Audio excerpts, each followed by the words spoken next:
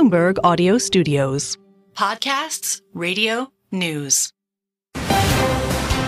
You're listening to the Bloomberg Balance of Power podcast. Catch us live weekdays at noon Eastern on Apple CarPlay and Android Auto with the Bloomberg Business app. Listen on demand wherever you get your podcasts or watch us live on YouTube. To get a real read on what is happening on the ground and what needs to happen in the evacuation zone, we turn now to the Democratic Congresswoman representing Florida's 14th congressional district, of course, in the direct line of this storm. Congresswoman Castor is with us now here on Bloomberg TV and radio. Thank you for joining us, Congresswoman. I'm sure this is a harrowing time. We hope you have found yourself to safety. What is your degree of concern about residents in your district who may be remaining and what they are about to face in this storm? This is an epic catastrophe. I mean, Hurricane Helene was less than 2 weeks ago, and thousands of my neighbors have debris, their lives out on the street. I was home shortly after the Congress finished and out Saturday morning after Helene hit, and folks are in shock. They cannot believe the size of that storm surge from a storm that was 100 miles off the coast of Tampa Bay. And now this double whammy that has poses a triple threat with surge, rainfall, and wind at the same time. Mm-hmm. Folks are, they're very scared and they're heeding the evacuations, but there are still some people, I've heard from them even this morning, who think, okay, well, I'm going to go to the second floor and ride this out, even though I'm in an evacuation zone. And they need to take stock of their lives because that is a dangerous situation. And the local authorities have already explained they're not going to be able to save them. Remember, after when Helene surged in, there were many water rescues. They're not going to be able to do it if there is a surge that is higher this time. So folks have got to get out. And if you hear my voice right now and you're in that evacuation area, you need to leave now. There's a rapidly closing window for you to take care of yourself. Well, Congresswoman, we should mention for our viewers and listeners that you represent the 14th District of Florida, which is Tampa, St. Petersburg, Hillsborough County. These are the areas that are apparently going to be right in the path of this storm. We heard from the mayor of Tampa on CNN last evening, who also has the name Castor, no relation, who said point blank, if people do not leave the evacuation areas tonight, they will die. Is that accurate? Yes, it is. Yes, it is. This is an unprecedented storm, and with the hotter temperatures, record temperatures in the Gulf of Mexico, that is like jet fuel for these storms. That's why it intensified so rapidly.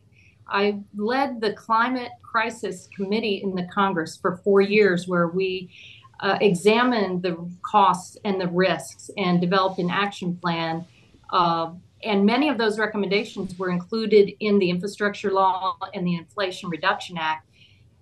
What wasn't able to be included was a lot of the resiliency, because so many of these neighborhoods were built in the 1960s and 70s. A lot of the critical infrastructure back then, it was never planned for these type of intense storms and disasters.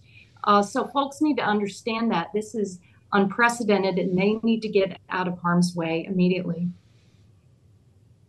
Well, for those who have already fled and are wondering what they will return to, what resources they will need available to them, it does raise the question here of the state and the federal response. Is anything needed currently to help facilitate the evacuation effort? Are you concerned at all about resources being available in the storm's aftermath? How has both the Florida government under Ron DeSantis and the federal government reacted so far in the aftermath of Helene and in bracing for this? I've seen incredible cooperation between our local authorities, the cities and the counties and the state, and the federal partners, especially FEMA. They have been on the ground. FEMA Administrator Deanne Criswell was here yesterday. I met with her. She met with Mayor Jeanne Castor of Tampa, Mayor Ken Welch of St. Petersburg. FEMA has sufficient funds to respond to this emergency, to this all of the response. The Coast Guard is ready for search and rescue. You see the National Hurricane Center and Weather Service doing their job. What is going to be critical, though, and what is left out when President Biden, Vice President Harris requested in the last continuing resolution that passed the Congress a couple weeks ago, they asked for additional funds for long-term disaster funding to help us rebuild our communities and that critical infrastructure. That has got to be a bipartisan priority going forward. And it's not just this impending catastrophe in Florida. It's also the Francis Scott Key Bridge in Baltimore. It's the communities that have been wiped by wildfires. The climate crisis isn't just about the weather. It's about your wallet in this day and age. And the feds are going to be there, but we've got to think about building back in a much more resilient way to guard taxpayer dollars. How's your governor doing down there, Congresswoman? A lot of reporting yesterday that he refused to take a phone call from Vice President Kamala Harris. He later said that he wasn't aware she tried to reach him. Are politics creeping in here? What would they have to talk about anyway? You know, Governor DeSantis is really going to need a President Harris if she's elected for the rebuilding effort. I'm here. What our economic engines in the Tampa Bay area, MacDill Air Force Base, that's home to Special Operations Command and Central Command, our Coast Guard station. You know, they're doing their search and rescue, but our Coast Guard air station flooded. It had catfish there in the hangar. Same with the Coast Guard station in St. Pete, Port Tampa Bay. When Helene washed through, it wiped out all of our channel markers and buoys that where ships can safely come in and out. Now, they were fortunate to they scrambled to get right back out there. But these are the kind of investments that we're going to have to work together on. I don't care if you have a D or an R by your name. So it sure wouldn't hurt the governor to take the vice president's call, just knowing that the chances are she may be president. Well, and of course, voters have a decision to make on that front, Congresswoman, if they are able to vote at all. This is a concern we also had in the aftermath of Helene, especially in areas of Western North Carolina where actual transit infrastructure has been completely destroyed by that storm. Obviously, we have more immediate humanitarian considerations here first, but we're 4 weeks out until Election Day. Are you worried that it may be disruptive to the actual electoral process when it's not just presidential and congressional people on the ballot, but also ballot initiatives like in Florida abortion? Yes, and after Hurricane Ian, Hurricane Irma, there were additional flexibilities granted to local communities and supervisors of elections. They're clearly going to have to do that here. The vote by mail ballots arrived in most mailboxes here in Hillsborough County on Saturday. So think about that. So thousands of people had been washed out of their homes. And now with this storm, so where are those ballots? And will they have additional flexibility to get a replacement ballot, to go vote early in a safe and secure location? And these are things that it's not it's not my top tier issue today, but it sure will be in the coming weeks. Well, it's great to have you with us, Congresswoman. I hope that you are somewhere safe and that your family is as well. We'd love to keep tabs with you and stay in touch as this storm approaches. But thank you for making time for us today. Congresswoman Kathy Castor, Democrat from Florida's 14th District. The language that we're hearing from Florida, Kailey, is really something. Public officials, of course, are in the business of warning people when they're in danger. But to leave or die is quite the decision that's facing Floridians right now. Yeah, and at this point with the storm, 30 hours away potentially from making landfall, as we heard from the Congresswoman, the window to do so is closing and closing quickly. That's for sure. You're listening to the Bloomberg Balance of Power podcast. Catch us live weekdays at noon Eastern on Apple CarPlay and Android Auto with the Bloomberg Business app. You can also listen live on Amazon Alexa from our flagship New York station. Just say, Alexa, play Bloomberg 1130. Welcome to the Tuesday edition. I had to check to make sure. This is the world we're in. Yeah, it's still just only Tuesday, with what's already happened so far this week and what could come. The big media blitz today for Kamala Harris. We'll talk more about that. She's already done The View. It's on to Howard Stern and then Stephen Colbert as Joe Biden leaves the bubble today, having gotten the hurricane briefing earlier to travel to Milwaukee, where he's going to talk about cleaning up lead pipes, remembering from the infrastructure law. He also goes to Montgomery County, Pennsylvania later on, a campaign event for Senator Bob Casey. As I mentioned, Kamala Harris in New York. J.D. Vance is in Detroit today, the swing state of Michigan. But the hurricane, of course, is topping the headlines today, and it will be tomorrow. This is something else. Milton, now at Category 4, down from 5 yesterday, is being described in Florida as a once-in-a-century storm, a once-in-a-100-year storm. We haven't seen a direct hit on Tampa Bay, they say, since 1921. So there you have it. Now, this is only 12 days after Hurricane Helene. And there are a lot of worries about the extent to which this is going to stretch resources, knowing Helene came barreling right through that same area on the Gulf Coast, a little bit further north in the Big Bend area. But the Southeast is having some trouble here. We heard from the mayor of Tampa, Jeanne Castor, on CNN last night. It's not often you hear public officials talk this way. Quote, I can say this without any dramatization whatsoever. If you choose to stay in one of those evacuation areas, you are going to die. Unquote. Glad Lauren Rosenthal is with us. Live from New York, Bloomberg weather reporter. Joining us now for the second time in 2 weeks on a major natural disaster. Lauren, it's great to see you. What do we know about landfall and wind speed? Sure. So we know that Milton is still going to be a major hurricane as it finishes its journey across the Gulf and gets really close to making landfall in Florida, probably sometime tomorrow night. So its top winds will still be very destructive. And what forecasters are really worried about is the risk of storm surge. Milton is getting a lot bigger as it crosses the ocean, and it's going to pick up a lot of water and bring it ashore, inundating communities in Florida that are still cleaning up from Helene less than 2 weeks ago. What does this mean for Tampa? It looks like there will be a direct hit or something close to it in a city that is in a very precarious situation geographically. What are we about to witness? Yeah, so Tampa sits on the edge of the West Florida Shelf, which is this really gently sloping land formation. There's shallow water sitting there, and a storm doesn't have to be very strong to be able to pick it up and push that ashore. So we're expecting to see surge of up to 15 feet. That's, rapidly approaching the second story of a two-floor home. Folks are just trying to clean up as best they can from Helene to try to clear the path for Milton, before it arrives tomorrow night. But those cleanup efforts take a long time, and resources are really strapped. So it's definitely been a struggle. What did you think about that statement from Mayor Castor on CNN last night? Is that accurate? If people don't leave, they die? It's always a good idea to heed emergency warnings. I talked to Tampa's emergency manager, Barbara Tripp, yesterday, and she said, folks are just used to extreme weather in Florida. She saw people out in the surge from Helene, which was half as bad as Milton's expected to be. She really wants people to pay attention to the warnings coming out of the U.S. National Hurricane Center, coming from the city of Tampa. Get out of the way of the path of this storm.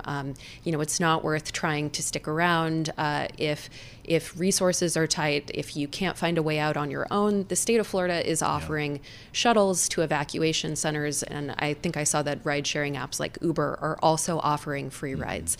So, if folks can figure out a way out, they do need to pay attention to those warnings just to be safe. Well, this will be even more urgent tomorrow, Lauren, and we'd love to stay in touch with you to the extent that you can join us here on Balance of Power. Lauren Rosenthal reporting on the storm for Bloomberg in New York. It's scary stuff, and again, the proximity to the most recent storm makes this even more complicated. We're still trying to get to some areas. When you talk about the response, trying to get to some areas in western North Carolina that were devastated by Hurricane Helene. Massive flooding, people displaced from their homes in areas where they never thought they'd be having that kind of a conversation. And it's been compounded by what is being called a misinformation campaign in some publications, and it's hard to argue with that. Donald Trump, of course, has been leading the charge to some extent in questioning the federal response, issuing statements and speeches and putting statements on Truth Social about the $750 if you lose your house and so forth. There's been some pretty good reporting on this. Politico was leading the charge on it this morning. The consequences on full display. They spoke with a state official from North Carolina who described the overwhelming deluge of false information and what it has meant for people in need. At best, a distraction. At worst, it is obstructing needy Americans from getting the help they need, falsely suggesting, for instance, that victims, as I mentioned, are entitled to no more than a $750 check.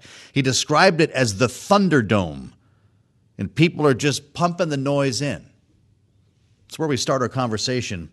With Jeffrey Layne Blevins, we wanted to talk to an expert on misinformation at a critical time in the response to this storm. Professor in the Department of Journalism at the University of Cincinnati, and appropriately for our conversation, author of Social Media, Social Justice, and the Political Economy of Online Networks. Mr. Blevins, welcome back to Bloomberg. It's been some time, and appreciate your being with us here as we try to figure out what in the world is going on. There was a time when a natural disaster like this would bring out the gougers, right? You'd see gas prices go through the roof. Maybe scammers would be afoot trying to do stuff in a storm zone when people were vulnerable.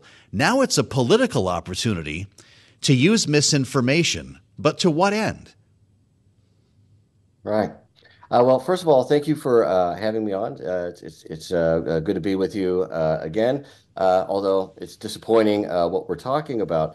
But when we think about misinformation, I think we should also consider the term disinformation, because we have entities that are putting this information, is false information, out there for political purpose, to undermine the credibility of government institutions and our credible news outlets. And when people, when they have access to that that disinformation, they are likely to believe it's true, and so they spread it. And that's what I would consider to be misinformation. And it's an unfortunate, thing to see. Well, it sure is. We've heard reports of some folks turning away help from FEMA because they're reading on social media that federal officials are confiscating their goods. Are we in a place where it's not possible for the federal government to succeed in recovering from a storm? Well, I think that's is part of the goal. And actually, I think that the goal is actually a little bit cheaper than that. Is simply to, discredit, the Biden administration. And what an awful way to try to score political points, at the lives of people who have already been, affected by a natural disaster. This is the time that we need to be able to rely on and trust our government and trust our federal resources. It's despicable to me, frankly. Well, speak to me about the role that Elon Musk is playing in this when we talk about online disinformation. There have been a number of posts, a couple dozen, in fact, that have been challenged that are still up on his X platform, what we used to call Twitter, that are reinforcing the rhetoric we're hearing from Donald Trump and even some kind of wackier conspiracy theories. Does this alliance between Donald Trump and Elon Musk result in an even more dangerous situation? Well, it certainly, doesn't help. And, in the past, I used to give someone like Musk kind of the benefit of the doubt when he was, just a user of then Twitter.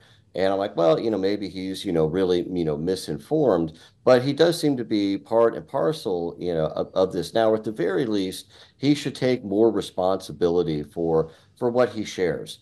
This is, kind of the message of, my recent scholarship is that, as audiences, we have to take more responsibility for what we like, what we repost. And that's especially true for politicians, for influencers, for public figures. It's not enough to say, oh, well, this is out there, and how am I supposed to know, what's a credible source and what's not? Mm-hmm. Uh, that's a really cheap out.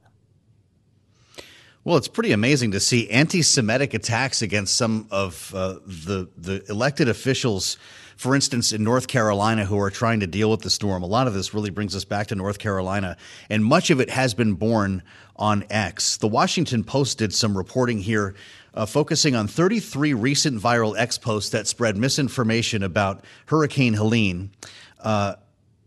And caused at least 231 deaths, of course, and widespread devastation. The post collectively attracted 159 million views.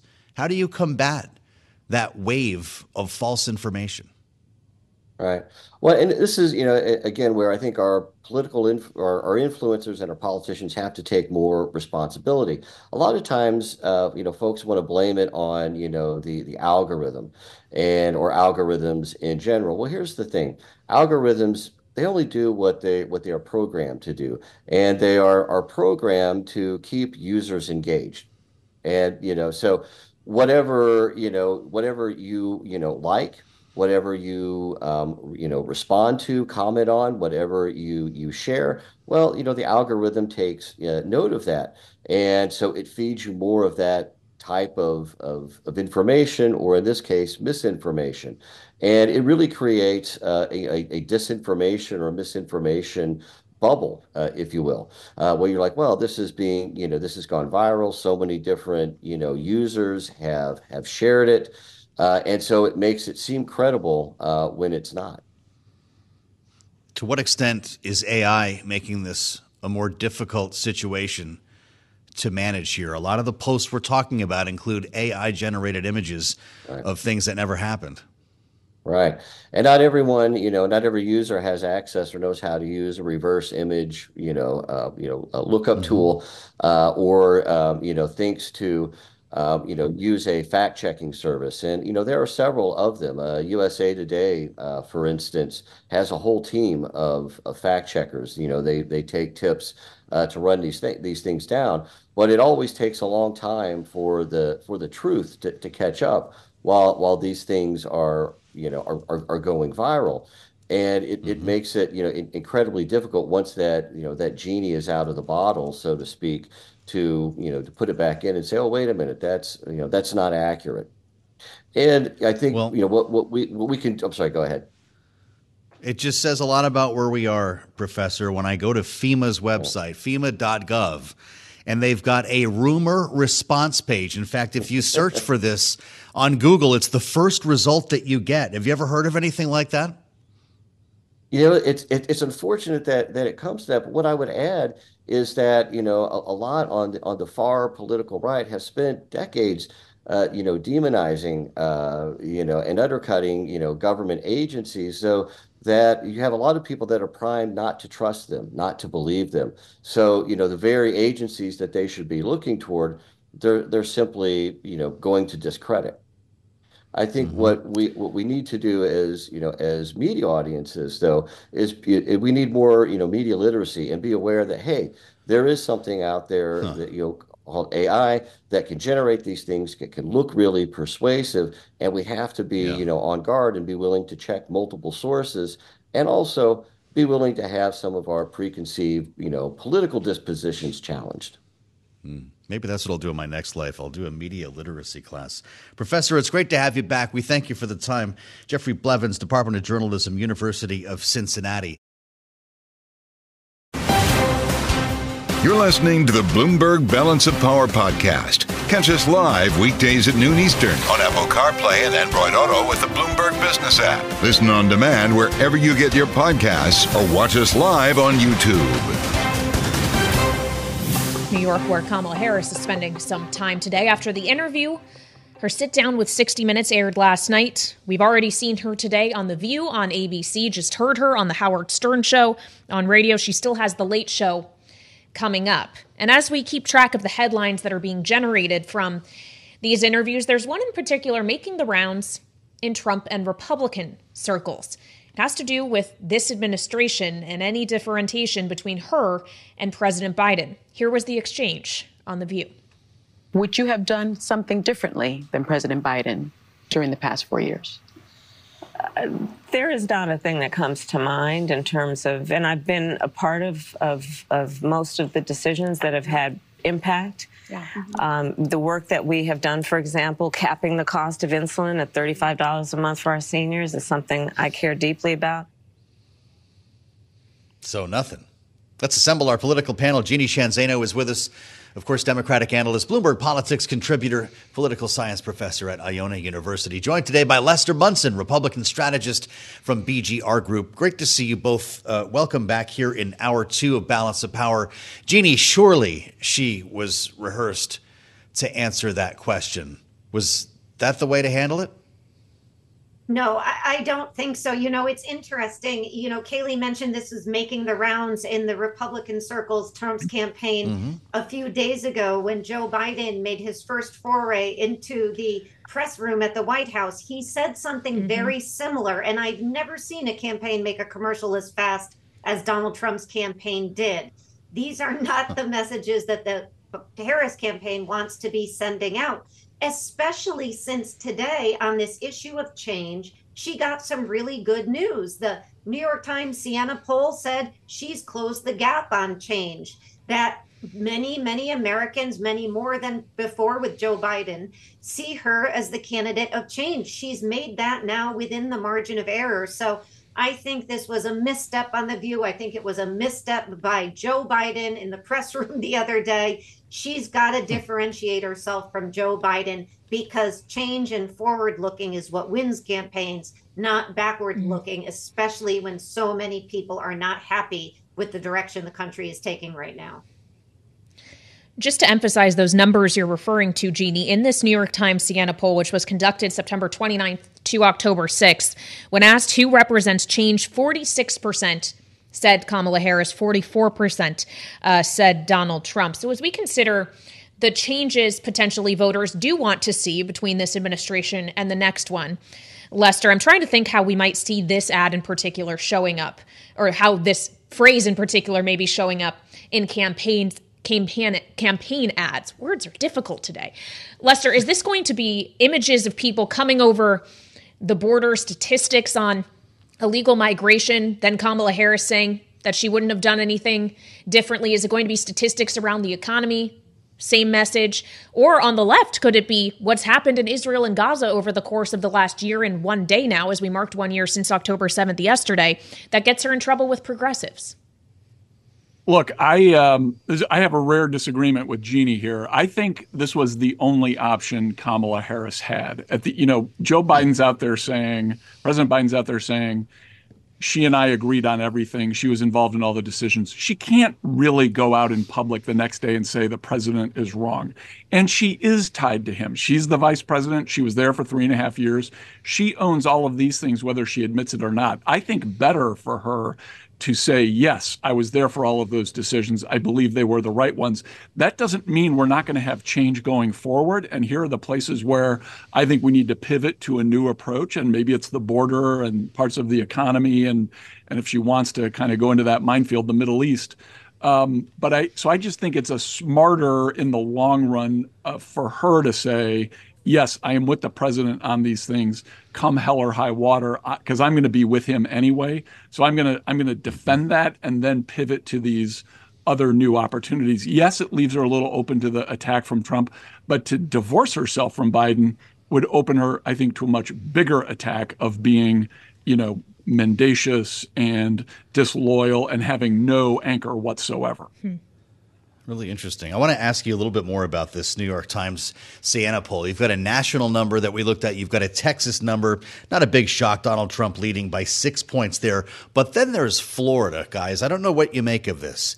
A staggering 13-point lead for Donald Trump, 55% to 41% in Florida, the state that is bracing for the storm right now. And it's an interesting bit of analysis from Nate Cohn in the New York Times, who says this is not an outlier, Jeanne, that the demographics essentially of Florida have changed post-pandemic. How do you see this as a polling expert?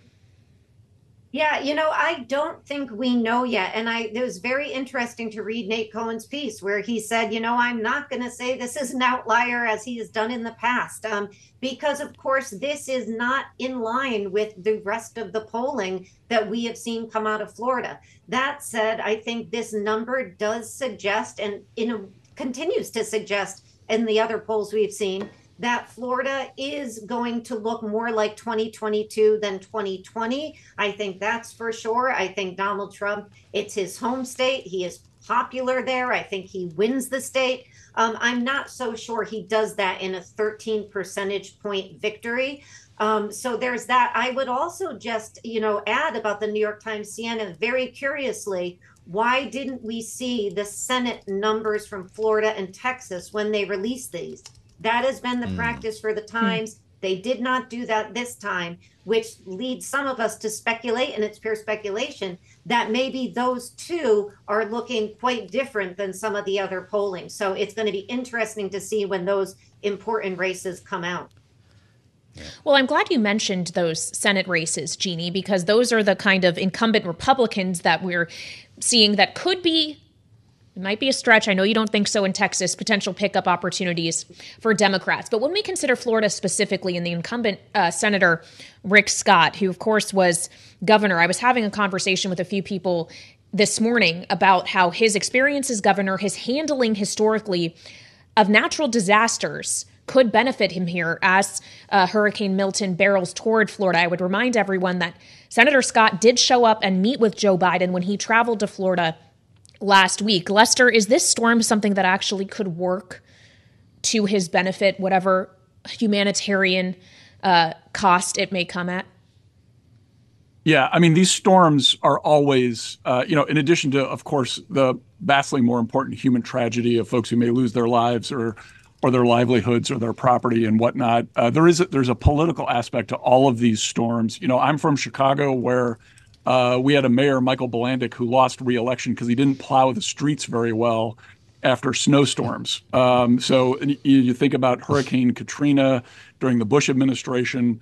President Bush's reputation was impacted by what people saw as his response to that crisis. So these things are always political. We should expect our politicians to position themselves to look like responsible stewards of the government resources that are going to be needed. And it's the incumbent government. It's the party in the White House who is actually more vulnerable here. Will the FEMA response be deemed as adequate? Are there real issues in delivering aid on the ground? What should we make of some of these kind of crazy misinformation campaigns? I think Scott, if he's true to his kind of chief executive roots as governor, does have a real opportunity to kind of demonstrate some leadership here, whether it's working with the administration or challenging the administration to do a little bit better. You go to the FEMA homepage, Jeanne, and you see the first entry on Hurricane Milton, and then there's something called Hurricane Helene rumor response. They've had to put up a whole section of the website to knock down some of the misinformation that's been put out there on social media, including some things that have been suggested by Donald Trump on the stump, like you lose your house, you get a $750 check, and that's the end of it. What does that tell us about where we are, that FEMA has to have somebody put this on the website? Yeah, I mean, it is utterly stunning. There was a time when a disaster like this, people are really seriously impacted. We've had 250 dead or more by Helene, and now we have Milton coming. And the idea that politics would be played like this is, still stunning to me. And the fact is, you had the governor of Florida refusing to take phone calls from the sitting vice president and then bragging about it on TV. You've had Donald Trump out there with a misinformation campaign. And the reality is a scary reality. You talk about FEMA. They're saying now only 9% of their workers are available to respond to these disasters. That's a huge decrease from where we were. And I was so glad you had the Congresswoman on and talking about the economics of climate change, because it is here to stay. And all of us, Republicans and Democrats, have to address that. And that begins, of course, in Congress. So a lot of important conversations to be had, not this misinformation that we're hearing. On the subject of Congress, Lester, we heard from the Speaker of the House in the aftermath of Helene that The resources were there for FEMA. There was no need to call Congress back for a special session before the election to address supplemental funding. Does Hurricane Milton change that calculus?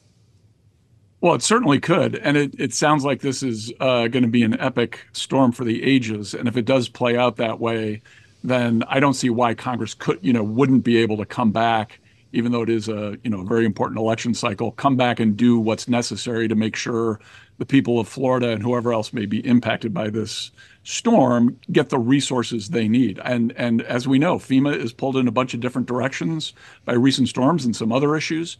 And so it is Congress's responsibility. If they're going to need more resources, we're going to need you guys to come back and vote for it.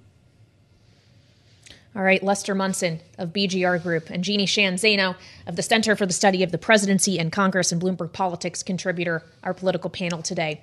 Thank you so much. As we consider a landfall that could be made late tomorrow, the back half of this week, Joe, clearly going to be dominated by the storm and its potential aftermath. And as we've mentioned, Joe Biden was set to travel internationally, leaving Thursday. He has now canceled that trip. Yeah. To be here to respond to the storm. Both Senator Marco Rubio, Congressman Jared Moskowitz, both describing this was the black swan event that they had been presented with by FEMA officials. And here it is happening before our eyes. We'll have a lot more ahead on the fastest show in politics. This is Bloomberg. You're listening to the Bloomberg Balance of Power podcast. Catch us live weekdays at noon Eastern on Apple CarPlay and Android Auto with the Bloomberg Business app. You can also listen live on Amazon Alexa from our flagship New York station. Just say, Alexa, play Bloomberg 1130. Yeah, this is Balance of Power on Bloomberg TV and radio as we welcome our global television and radio audiences to this daily conversation about politics live from Washington. And today it's taking on a bit of a new form as Kamala Harris leaves the bubble and the vice president conducts the start of a massive media blitz. 60 Minutes last night, Kailey. Today, as we've been telling everyone, it was The View. Made a little bit of news there. Howard Stern, she's talking to you right now, just down the dial from channel 121 here on Sirius XM, where we broadcast every day on Bloomberg. And then it'll be Colbert tonight, a town hall on Univision Thursday. Will the Republican campaign be able to still criticize her for not doing interviews? Well, I guess that's the question, considering she did do 60 Minutes, which aired last night. Donald Trump did not. Yeah. This thing may go both ways. But as you allude to her appearance on The View, of course, we played you earlier this hour the clip of her being asked if she would do anything differently than Joe Biden. She said nothing comes to mind. She then did come back, though, to that kind of question. She said, and this is a quote, "You asked me what's the difference between Joe Biden and me. That will be one of many differences. I'm going to have a Republican in my cabinet because I don't feel burdened by letting pride get in the way of a good idea." Unclear if that pride What did is that mean? Joe Biden's or just this general idea of not putting someone from the opposing party in your cabinet. What we do know, though, based on an exclusive interview with Bloomberg earlier today, is that Jamie Dimon, the CEO of JP Morgan, might like that idea. This is part of what he told Arlisa Abramowitz. It's about growing the economy. It's not about putting business people there. I think we shouldn't insult each other as citizens, try to understand each other. And I think it'd be great if the next president, they really want to, what's that word they say, unify, put someone from the other party in your cabinet. All right, so Jamie Dimon might like this idea. Let's see if Kevin Walling likes it, Joe. He's joining us here. I bet he does. In our Washington, D.C. studio. He, of course, is a Democratic strategist. So we've heard from her on The View. We've heard from part of her interview with Howard Stern. We saw her on 60 Minutes last night, Kevin. By and large, for someone who has not been doing that much media up to this point, how's the blitz going? Well, even the campaign, to your point, is calling it this media blitz, previewing it among her campaign spokespeople. I think it's great. It's perfectly timed. We saw kind of a similar strategy with Donald Trump over the summer where his numbers were up before Joe Biden dropped out of the race. Again, the key factor is this 5 to 10% of folks that are undecided or are thinking that they may change their vote. So much of this focus is on this Trump, obviously Harris dynamic in terms of who folks are going to poll for. I think that the more important factor is that 5 to 10%, where it's not a matter of choosing between the two of them. It's a matter between choosing to vote at all or just stay on the couch. And I think appealing to these wider audiences as part of this blitz, as you call it, and the campaign calls it, is a smart strategy. This began again with an interview on 60 Minutes, which, by the way, she could have been sharing with Donald Trump, and he chose not to take part. Scott Pelley was pretty deliberate about explaining how that all worked out. But an interesting moment here, and I wonder if this kind of leads us into the other interviews this week, because it strikes me that we're not talking about policy here. We're talking about personality. These are interviews that tell us more about who she is than maybe what she's proposing. Interesting moment last night as they were discussing the Second Amendment and her evolution here in the public, talking about, I own a gun in the debate. If you break into my house, you're going to get shot in the Oprah interview. And then last night, we actually got down to the make and model of the weapon. Here's Kamala Harris on 60 Minutes. I have a Glock, and I've had it for quite some time. And I mean, look, Bill, my background is in law enforcement. And so there you go. Have you ever fired it? Yes. Of course I have. At a shooting range. Yes, of course I have. I have a Glock? Who are we talking to here? Is this an effort to make her appear like less of a threat that some Democrats might pose to the Second Amendment? Or are we trying to reinforce the law enforcement bona fides, knowing that a lot of progressives have a real allergy to gun violence? Yeah, Joe, it's a good question. You know, we were all out in Chicago for the convention. So much of her bio emphasis was on her record with criminal justice, right? Being that attorney general, being that border state AG, taking on transnational gangs. That was in every bio video. That's right. And things like that. Because, again, I think women in general, and I work with a bunch of women candidates, have a higher bar in a lot of people's estimations in terms of an executive role, right? Are they tough enough to take on some of those challenges? And I think the dynamic that you're seeing from the vice president is an emphasis on some of those kind of taking on those character questions when it comes to a lot of undecided men in this country in terms of the matchup between Donald Trump and the vice president. She's shoring up those folks on Howard Stern today. Last week with the podcast with the two former NBA players, right? Especially appealing to largely to young black men, right? A key component of her tent. Well, and Call Her Daddy, potentially reaching out to young women, the Alex Cooper podcast she did over the weekend. Is there still something she needs to tap into, an interview or a place where she could get that audience she needs that she is not going? Because as Joe alluded to earlier, there might still be some criticism that she's going to friendlier outlets, people who are throwing her softball questions are more sympathetic to her cause. Yeah, I mean, I think that argument goes out the window now with that 60 Minutes. That's one of the toughest interviews that we've seen going back generations of both sides of the nominees showing up for that interview. Obviously something Joe mentioned with Scott Pelley condemning Donald Trump's pull out of that. So I think that goes out the window. I think later in this week, as Joe alluded to, we're going to have that Univision town hall. Obviously, Hispanics are a key concern and focus, especially in key states like Arizona and Nevada, still for this campaign. But again, I think it's a matter of reaching as many people, and that key factor is at 5 and 10%, not deciding between Trump and Harris necessarily, but deciding whether to actually show up and vote. And she's got to go outside these bubbles. They're not watching us, sadly, most likely. They're not watching CNN. They're not watching MSNBC or Fox. These are folks that are outside of that mainstream where the conversation is happening. Yeah. Well, not that Donald Trump is a stranger to speaking with friendly interviewers. He has typically gravitated toward right-leaning programs and right-leaning interviews. Is back on Hugh Hewitt yesterday talking about whether it would be possible to turn Gaza into another Monaco, for instance.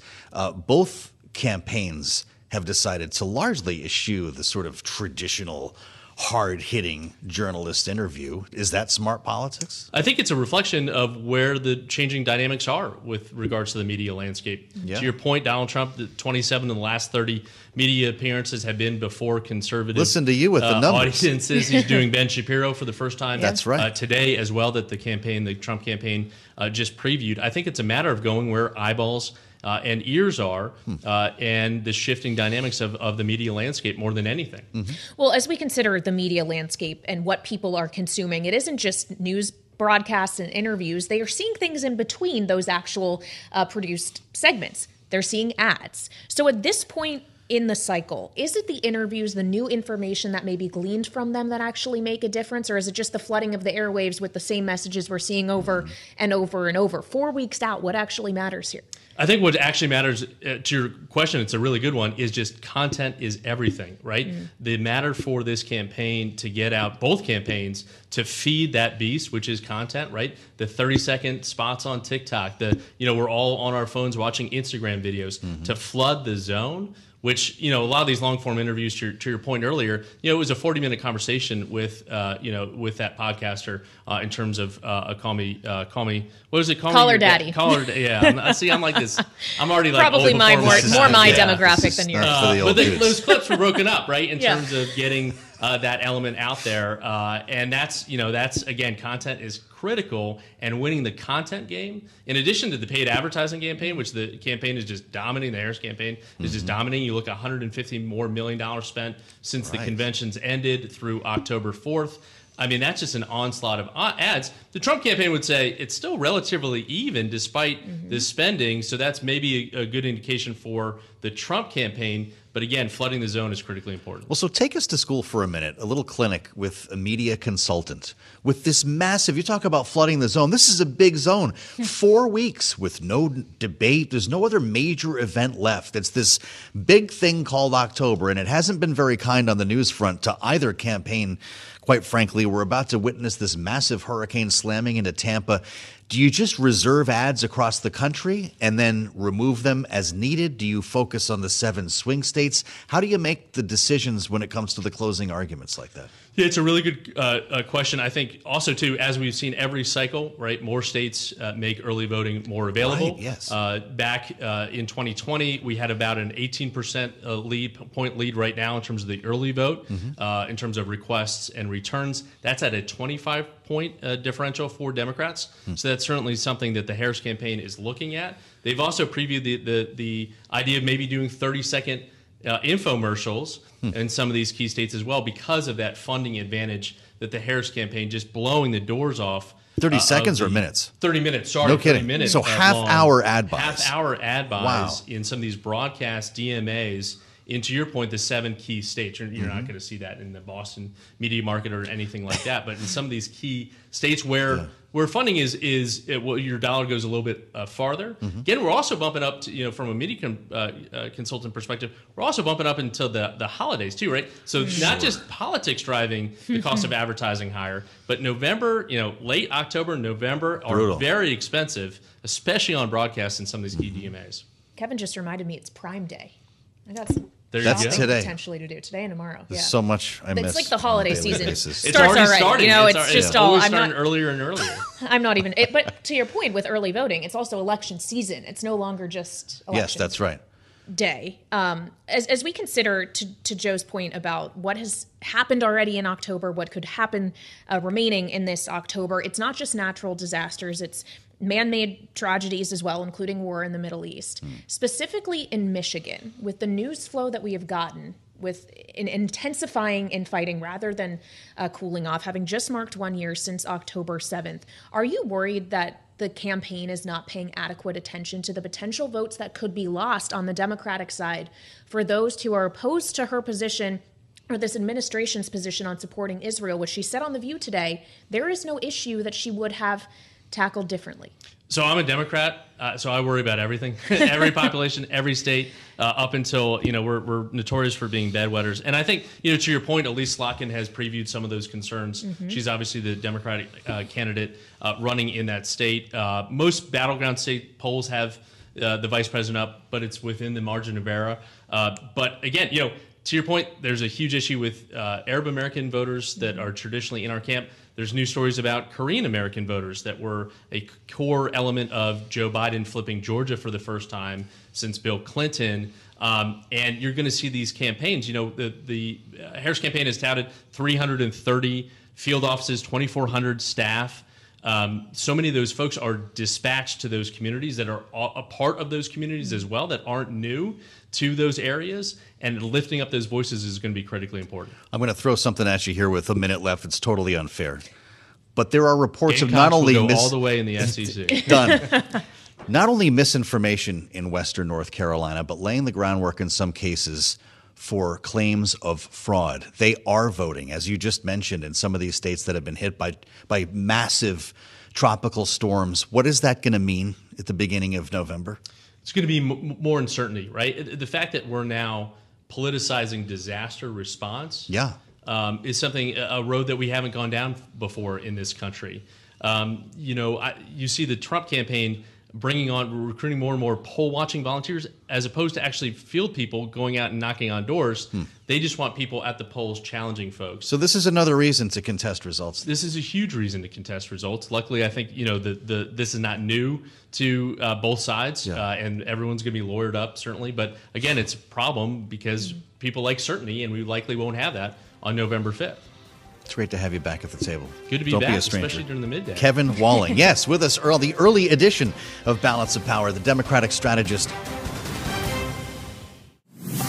Thanks for listening to the Balance of Power podcast. Make sure to subscribe if you haven't already at Apple, Spotify, or wherever you get your podcasts. And you can find us live every weekday from Washington, D.C. at noontime Eastern at Bloomberg.com.